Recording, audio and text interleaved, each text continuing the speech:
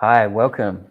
This is Eve. I'm Ricky. We're the tender trainers. We help subcontractors with their tendering. So basically, our goal is to help you make this process as simple and successful as possible so that you can win those bigger contracts with less stress. And we try and do this on a pretty regular basis, don't we, Eve? So, yeah.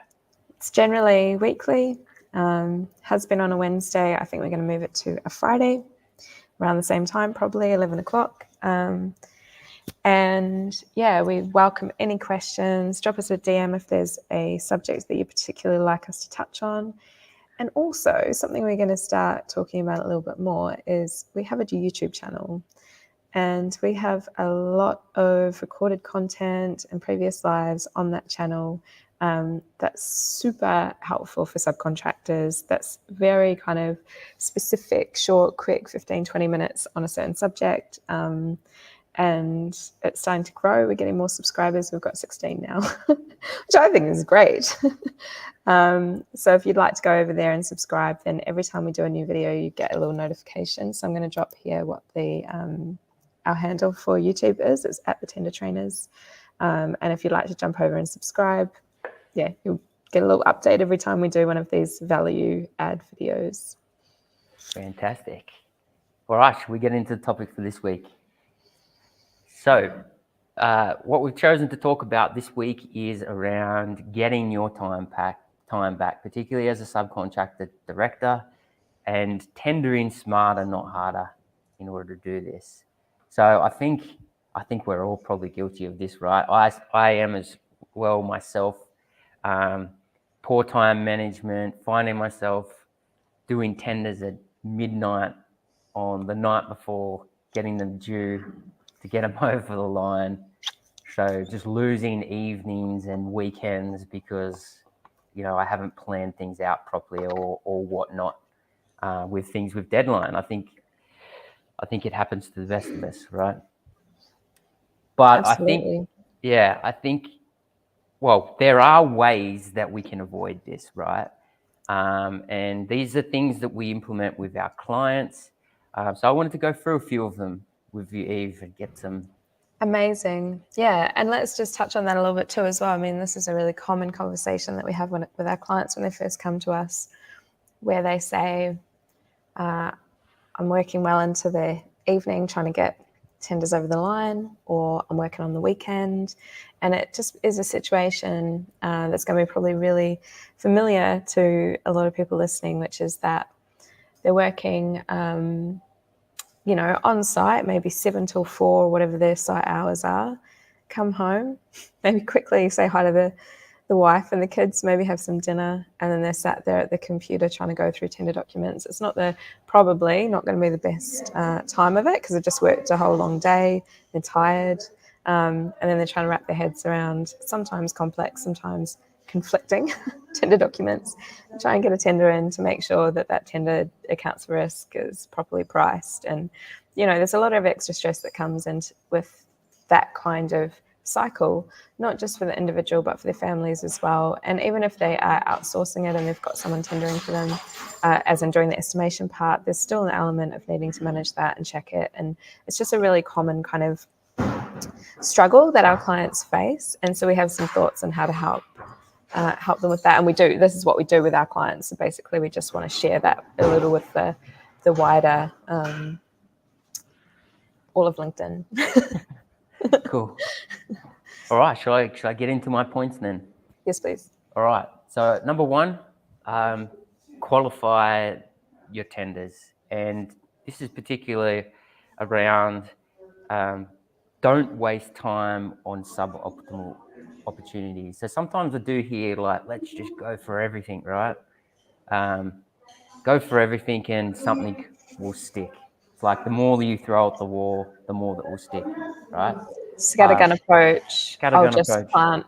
plant loads and loads and loads of seeds and something's going to come to fruit, which is one approach. That's fantastic if you have the time to do that. But we don't. No one that I know or no one I have worked with has that time. So we should be pick and choosing and focusing on more of the right opportunities, right? There's going to be tenders that you're more likely to win because you have a relationship with the client. It's more aligned to your scope. It's in an area that you work in, compared to something that you're going to have very, very little chance of getting, like a client that you don't know scope, that's not scope, or a job that's not kind of in line with your company, etc. Like your chances of winning something like that are a lot smaller. So yeah, if we focus on the ones we have more of a chance of winning, that's obviously going to help with our time and be able to focus on those prime opportunities. Yeah, exactly right. And it's that kind of alignment with your business, who you are, what you're doing, people who are already in your network. Yep. Obviously, clients that you've worked with before or who you have some kind of connection with. That connection could be that you've worked for a really similar client, their competitors, that you've worked on really similar types of jobs.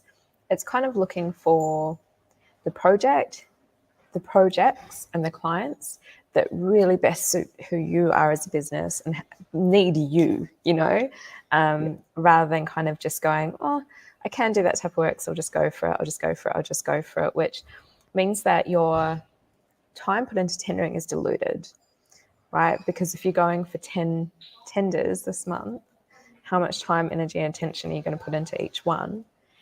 And if your time is now, as you said, Ricky, that depends. Because if you've got someone who's there and going, listen, I'm office based, I've got my team running the sites, I've got time to do these 10 tenders, I'm going to do them good quality, I'm fine with it, this is what I want to do, obviously fine. But that's not usually the circumstance with our clients. So there usually needs to be a bit of discernment around tender selection. Yeah, absolutely. And I always do drive, and I've done a live on this and it's on our YouTube channel, but I do believe with tenders it truly is quality over quantity, and that's in your submission that you do. So you spend the time to do a quality tender return, as well as you focus on quality jobs. Yeah, quality, it's that kind of those quality leads, isn't it? Because how often do we hear as well that, this idea of going for projects where there's 15 other people tendering for it, or you can't even get them on the phone, let alone do a site visit, or you put in prices for them and they never come back to you with any feedback or, come back to you at all about it. So there's a lot of time wasting that can happen with going for those types of projects. And I don't know if you want to go through this right now, Ricky, or it's down the track, but there's some ways, obviously, that we can kind of filter out what's a price check, what's going to be a bit of a waste of time, or what's a really genuine opportunity that you should be putting some time towards. Yeah, absolutely. I think that's for another live, but let's do that as another live. Okay, can we touch on it really quickly, high level? Yeah. Let's alter it. But and then we'll dive into it on another live. Okay, just some really quick thoughts. The light's a bit weird where I'm sitting. Okay, some really quick thoughts on that. If it's a new client, someone that you've not talked with before, you want to get them on a phone call. I always say minimum meet them face to face. Try and meet them face to face. Really need to meet them face to face. Which a site visit is always a really good way to do that. But I know a lot of people, like for instance, they might get asked to quote through LinkedIn. LinkedIn's amazing. We love LinkedIn. We do a lot on LinkedIn. But sometimes it's kind of, they've just gone to loads of different companies and seen what comes back, and they might be getting a lot of tender returns. So it's basically the personal element. Like if you can't build relationship with them at tender stage before you start pricing, then they may not be that keen in your price. Okay, you can proceed. Okay, I'll keep going. Right, the first point we talked about was not wasting time on the suboptimal opportunities. The second point goes straight following that. It's being able to say no and turning down opportunities that aren't right. I've worked with clients before that have asked or felt like they can't say no. They have to do everything that comes across their desk for relationship purposes. This isn't the case, right? You can say no, and you could do it in a way that doesn't burn any bridges as well. So, just telling them, thank you for the opportunity. this isn't right for me because of XXX. It could be location, it could be resources at the moment. I'd love the opportunity to work with you in the future, and good luck with the project. But yeah, you have to be able to say no, and you have to be able to turn down opportunities that aren't right. Yeah, and I think there's a way that we can say no that that kind of builds on relationship rather than harms relationship. And so if, for instance, the reason that you're not able to proceed is, say there's a specific section of works that's it's just not really right for your company, like you're going to have to outsource it. It's something, say like you do groundworks and there's like, I don't know, there's like a structural, the concrete and structural steel element that they want in it. And you're like, I just don't do that. I do groundworks. And you can outsource it, or there's like piling. You know, you can outsource it, but there's risk involved and it's not something you usually do and you don't really want to take the risk on and you're not confident that you can do a great job for the client. You could have that conversation with them, love to take the groundworks package. It just doesn't, the structural, you know, I just can't do the best job on this because it's not our area of expertise. Or, you know, this just isn't the right package for me at the right moment for this reason. There's no point in us coming on and not doing a really high quality job.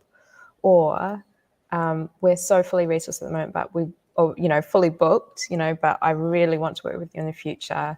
And then kind of like make sure you call them in a couple of months and see how everything, like there's ways that you can kind of say no that advance the relationship and show that you are interested in their company. Definitely. Without kind of, it is this kind of all or nothing thing, isn't it? It kind of seems sometimes our clients, oh, Ricky. Sound's gone weird. Yeah, but that kind of advanced relationship rather than kind of putting a stop on it, basically. Yeah, absolutely. All right, let's talk about the next point.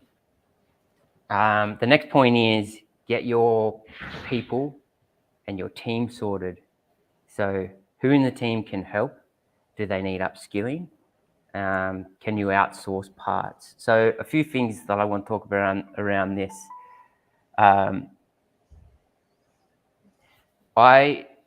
As a subcontract director, you might be doing a lot of this stuff yourself.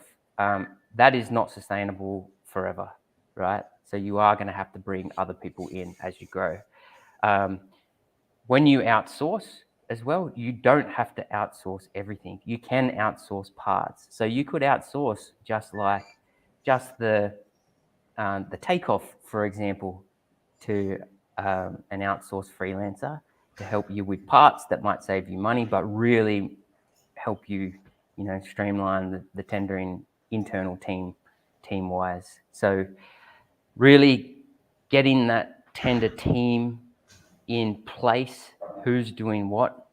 This is obviously going to help you streamline the tendering, and it leads into my next point, which is implementing a clear and simplified tender process so that everyone involved in your tendering, and as you bring new people in, new team members, etc., get other people to help you, they know exactly what they're doing every single time that a tender comes. This is the journey that a lot of clients go on with us, isn't it, Ricky? That they come in at a point where they are often spending a lot of time on site, and this actually can be happening. The size of the company or the amount of turnover doesn't necessarily impact whether this is happening or not, which is really interesting. But basically they're spending a lot of time on site or maybe all of their day coming home and getting the tenders done or trying to get it done on the weekend, impacting their relationships with family. Mrs. is furious because they're just working all the time. And we kind of are bringing them often, a lot of our clients are somewhere on that scale, right? They're basically doing too much tendering themselves. Our clients just starting out, no, but there's still the time piece because they are trying to work it out themselves. And tendering is a hard thing to try and work out yourself. So fair play to anyone who's watching this and has managed or is managing to do that because it's complicated. So well done.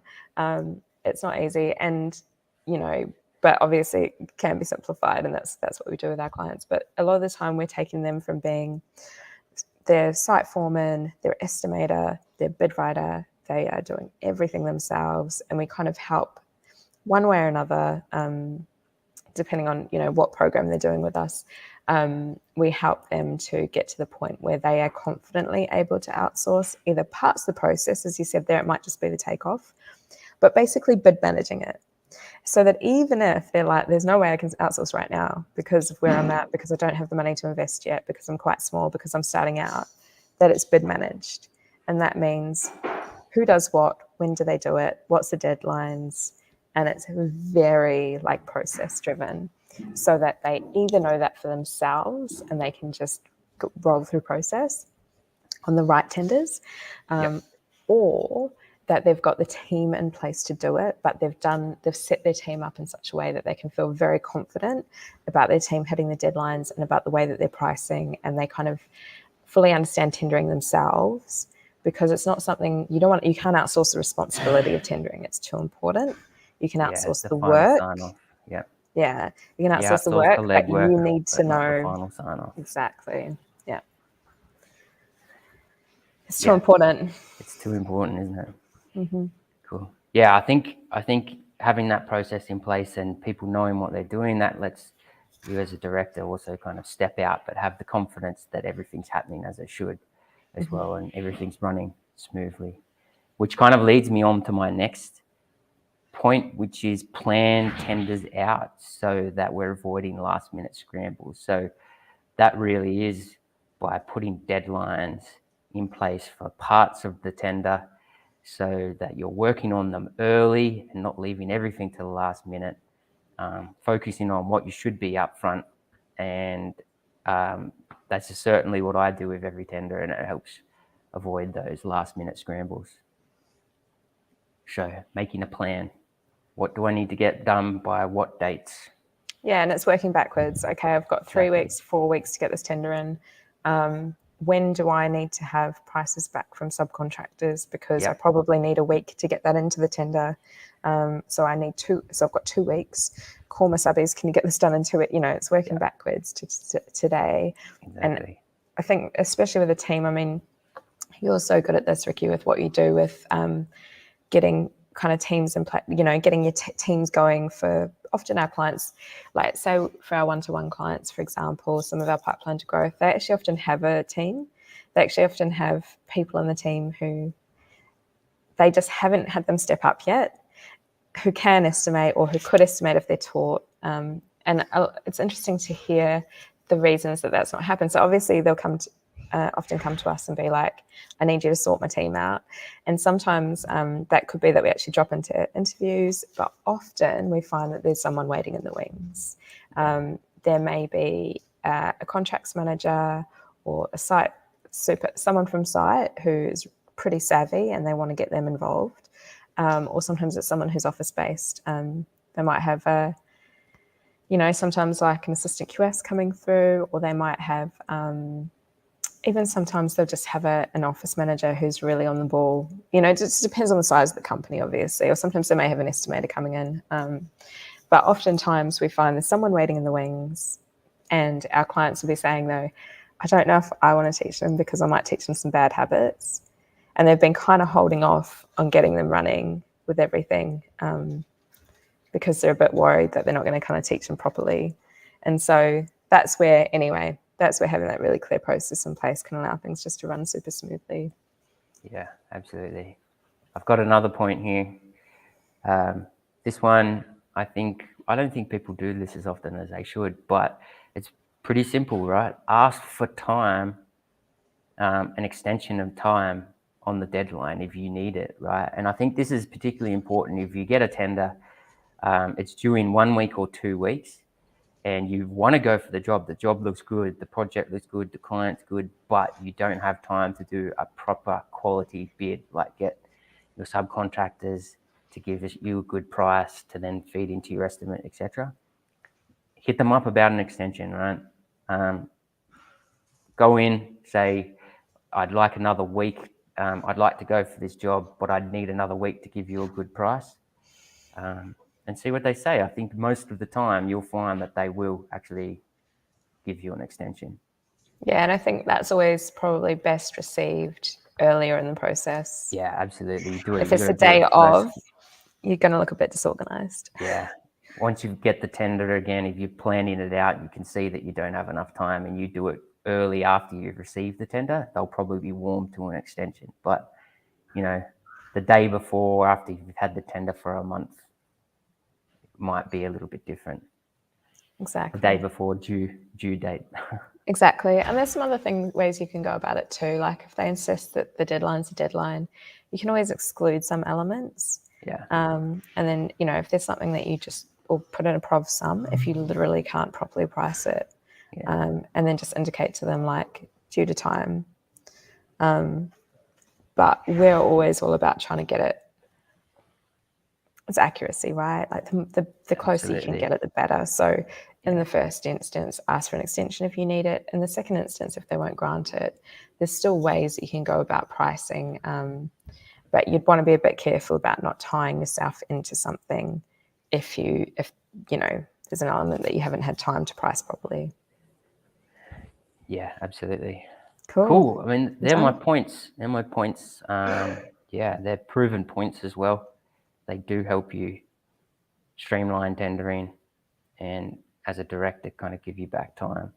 I mean, this is not like theoretical, let's write 4 things that we think might help. This is what we do with our clients week in, week out. So it's tested. Yeah, tested and proven. Yeah. Cool. We did it. Yeah, let's wrap up then. Amazing. Okay, guys, I'm just going to pop on here again. If you want to keep updated on any of our videos, our YouTube is at The Tender Trainers. We're posting usually weekly little informational video content like this on a specific tendering subject for subcontractors.